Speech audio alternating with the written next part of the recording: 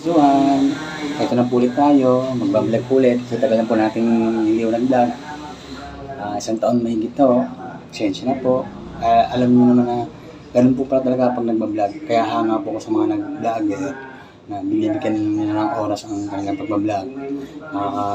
Sinisigat nila sa kanilang mga trabaho. Doon ko na-realize na mahirap po pala talaga. Hindi basta biro ang nagbablog po talaga. Kaya ngayon nagbabalik po tayo. Ngayon yung kumbunsuhan. Magluluto po tayo ng galunggong na pangat sa toyo, ang na galunggong. Ito, tingnan natin. Nilinis muna po tayo ng galunggong.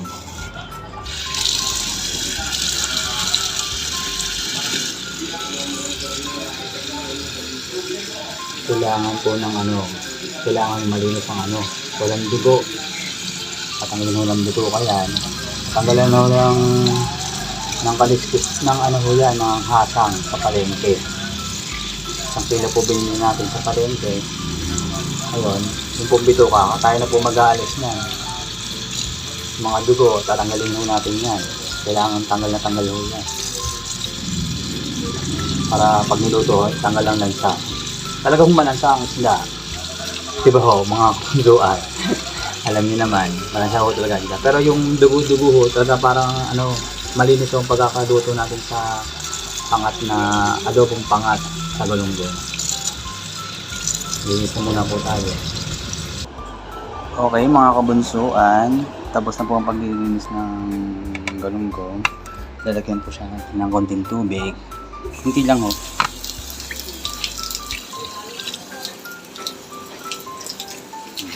Kunti lang ho. Para may konting sabaw. Maglalagay po ng tubig, mga kabunsuan, lagyan natin ng mga ingredients natin. Bawang, pinitik na bawang.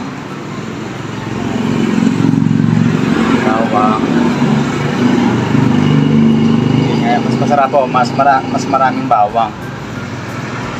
Tapos, paminta, durog. Ayan.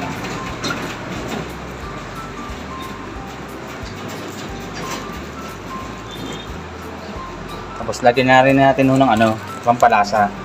Ajinomoto, baka naman. Ayan o, nilagyan na po natin ng pampalasa, aji. Lagyan na rin po natin ng toyo na Silver Swan. Yun ang aking toyo. Noong paman ho. Ayan. Konti lang muna. Okay. Isasalang na natin yung sa apoy.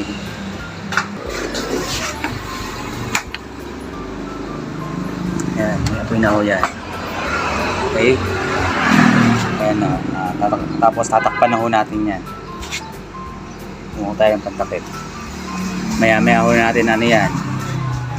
Maya ho natin titingnan ulit yan.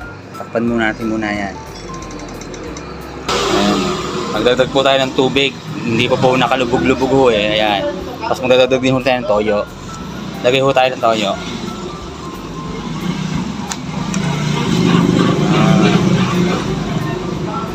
Okay na ho yan. Tapos tatakpan na muna natin. Maya ho yan. Luto na ho yan.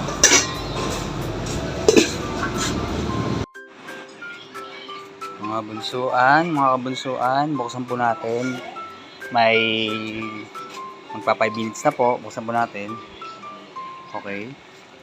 Yan na ho. Nakulo na nga po.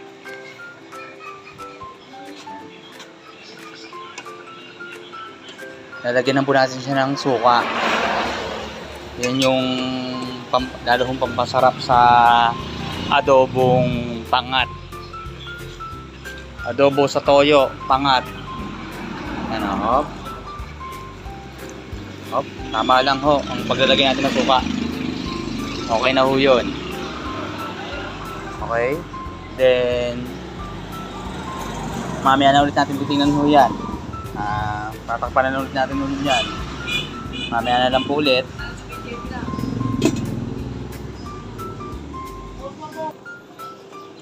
Okay mga kabunsuan, tingnan po natin.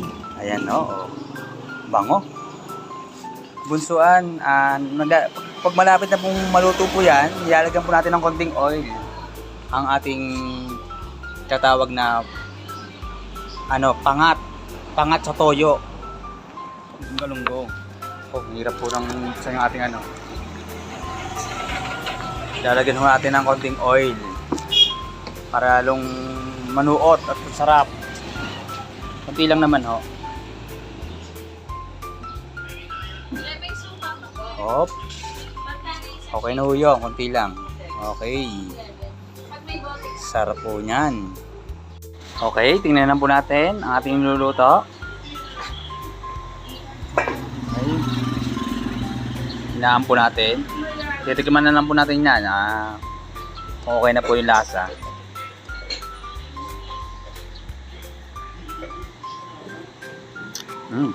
Sarap. Okay. Okay na po ang timpla. Luto na po yan. Papatayin na po natin at tayo kakain po. Okay, pinatayin na po natin. Ay, kakain na po. Po natin muna. Okay, mga kabunsuan. Okay, mga kabunsuan. Luto na po. Ayan na po. Tayo kakain na po. Okay. Ito ang ating kanin. Ayan ito. Binigyan po tayo ng ating kapatid ng dinugan. Blessing po sa atin yan. Ito po.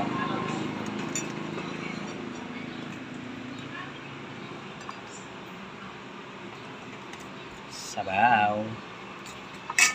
Sabaw-sabaw po tayo. Sa po ng sabaw niya yun.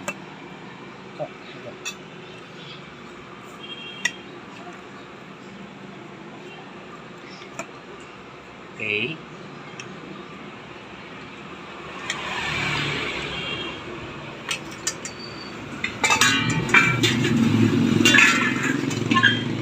Saka po tayo.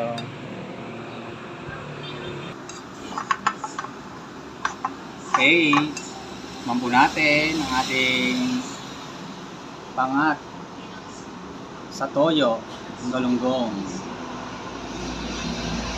Kain po tayo. Sarap. Please like, share, and subscribe. God bless to all. Thank you for watching.